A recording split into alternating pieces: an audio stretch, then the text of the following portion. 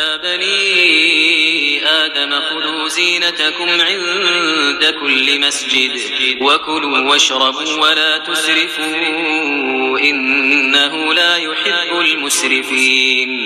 جمال وروعة الدنيا إذا زدنا بها وعيا، لنحمي الروح والأجسام ونسمو كل ما نحيا. جمال وروعة الدنيا إذا زدنا بها وعيا، لنحمي الروح والأجسام ونسمو كل ما نحيا، ونسمو كل ما نحيا. عقول أحكمت رأيا، جهود وصلت سعيا، بصحتنا نرى الطاقات عطاء يملأ الدنيا. عقول أحكمت رأيا، جهود وصلت سعيا، بصحتنا نرى الطاقات عطاء يملأ الدنيا. سلامتنا أمانتنا، وقايتها بها نعنى، سنوليها We hear about calories all the time. How many calories are in this cookie? How many are burned by 100 jumping jacks, or long-distance running, or fidgeting? But what is a calorie really? And how many of them do we actually need? Calories are a way of keeping track of the body's energy budget. A healthy balance occurs when we put in about as much energy as we lose. If we consistently put more energy into our bodies than we burn, the excess will gradually be stored as fat in our cells and will gain weight. If we burn off more energy than we replenish, we'll lose weight. So we have to be able to measure the energy we consume and use, and we do so with a unit called the calorie. 1 calorie, the kind we measure in food, also called a large calorie, is defined as the amount of energy it would take to raise the temperature of 1 kilogram of water by 1 degree Celsius.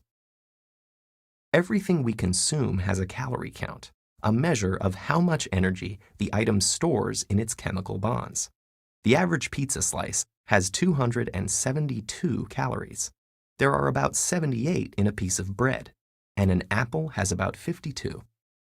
That energy is released during digestion and stored in other molecules that can be broken down to provide energy when the body needs it. It's used in 3 ways. About 10% enables digestion, about 20% fuels physical activity, and the biggest chunk, around 70%, supports the basic functions of our organs and tissues. That third usage corresponds to your basal metabolic rate, a number of calories you would need to survive if you weren't eating or moving around.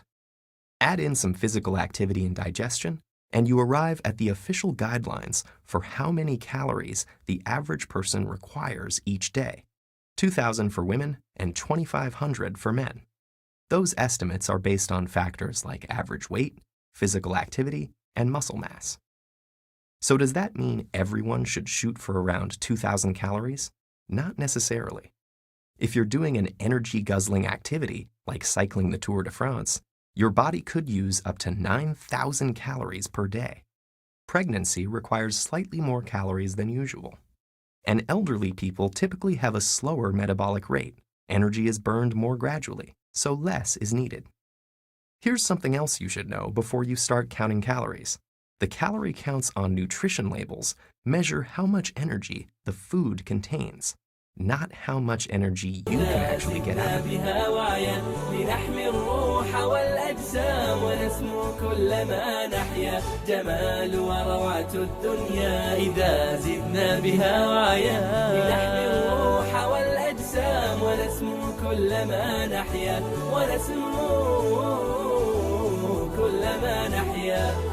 صحيح الجسم كم يهنى بعافية وكم يغنى، وليس لثروة الآمال إلا صحة المبنى. صحيح الجسم كم يهنى بعافية وكم يغنى، وليس لثروة الآمال إلا بها صحة المبنى، سلامتنا أمانتنا، وقايتها بها نعنى، سنوليها رعايتنا.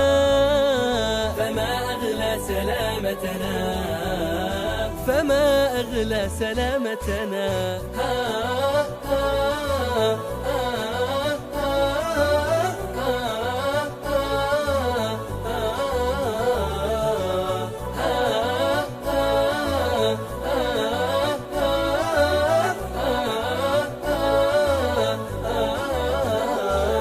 جمال وروعة الدنيا إذا زدنا بها وعيا، لنحمي الروح والأجسام ونسمو كلما نحيا. جمال وروعة الدنيا إذا زدنا بها وعيا، لنحمي الروح والأجسام ونسمو كلما نحيا، ونسمو